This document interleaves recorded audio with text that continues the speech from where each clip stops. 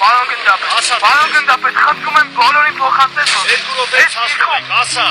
Այս դիրքում իմ տղեքի Ասա մի անջատի։ Այս դիրքը արտողինները Երբ գիշերն է իջնում սահմանին Նռնակը աջ ձեռքում, օղակը ձախում։ Արցախի հերոս Ռոբերտ Աբաջյանի կյանքի վերջին վայրկյաններն է արձանացրել քանդակագործը։ Բրոնզազույլ արձանը Աբաջյանի անվան թիվ 147 դպրոցի բակում է։ Այն դպրոցի, որտեղ սովորել է Ռոբերտը։ Արձանը ես որ տեսել եմ, մենակ գլուխն էր սարկած։ Ձերից որ կանգնեցի պատուանի դեմ, այդ վարքյան մաման զանգեց, ասեց ուր ես, ասի աշի դեմը կայնացեմ։ Այդքան նման էր։ Այս տարի կդառնար 30 տարեկան։ 20 տարեկանում կյանքը զոհեց Արցախյան քառորյա պատերազմի ժամանակ։ Ապրիլի 2-ին։ Մարտակերտի ուղղությամբ տեղակայված 116 դիրքում շրջափակումից դուրս գալու ուրիշ տարբերակ չկար։ Մինչև վերջին փամփուշտը կրված Ռոբերտը հետը տարավ թշնամիներին, փրկելով ընկերների կյանքը։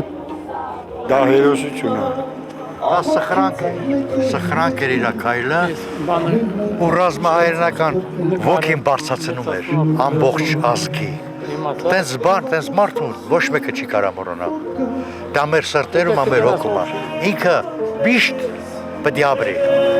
Ինչպես կարող էին Ռոբերտի արյան գնով պահած դիրքը տարիներ հետո հանձնել թշնամուն։ Մարտական ընկերների խոսքով անգամ 44-օրյա պատերազմի ժամանակ ոչ մի գնդակ չի դիպել այդ դիրքում տեղադրված Աբաջյանի հուշաքարին։ Անգամ 44-օրյա պատերազմի ժամանակ մեծ զինվորներ ունեին ծանոթ, այդ դիրքում են եղել, այդ տեղադրած քարին մի հատ ասկոլ կա թուրքի կողմից, էլ չի կպել։ Շատ լավ են ճանաչում։ Մենակ իրան չի, 4-ին էլ լավ են ճանաչում։ Քյարամին էլ են լավ ճանաչում, Անդրանիկին էլ են լավ ճանաչում, Ուշվանյանին էլ են լավ ճանաչում։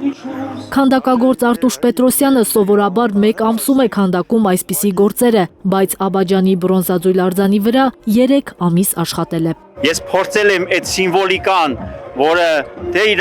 նռնակի մեջ էր, թե իր ռացիայի մեջ էր, որով ինքը կապ է հաստատել։ Ու այդ կալցոն, որը քաշել է, որ արդեն պիտի ինքը իր հետ տանի թշնամուն։ Բացառիկ քաջության ու արիության համար 2016 թվականի մայիսի 8-ին Արցախի Հանրապետության նախագահի հրամանագրով Աբաջյանը հետմահու պարգևատրվել է Արցախի հերոս բարձրագույն կոչմամբ ու ոսկե արծիվ շքանշանով։ Առանց նման մարդկանց, առանց նման մտածելակերպի, որովհետև Ռոբերտ Աբաջյանը եւ նման տղաները դրանք պարզապես ֆիզիկական դա մարմին չի, դա մտածելակերպ է, դա հոգի է։ Որ պահենք հացը հոգևոր։ Մենք հայրենիք ենք Պարտք մոնումենտի կյաժին, ասում են նույն դպրոցում սովորող տղաները, որոնք նոր պետք է զենք վերցնեն։ Զարուհի Սահակյան, Աշոտ Մնոյան, Գագիկ Տեր-Ղազարյան, Հայլուր։ Հայաստանում ու աշխարհում տեղի ունեցող իրադարձությունների մասին առաջինն իմանալու համար բաժանորդագրվեք մեր ալիքին, սեղմեք զանգակը, որ բաց չթողնեք ամենահրատապը, կարևորն ու հետաքրքիրը։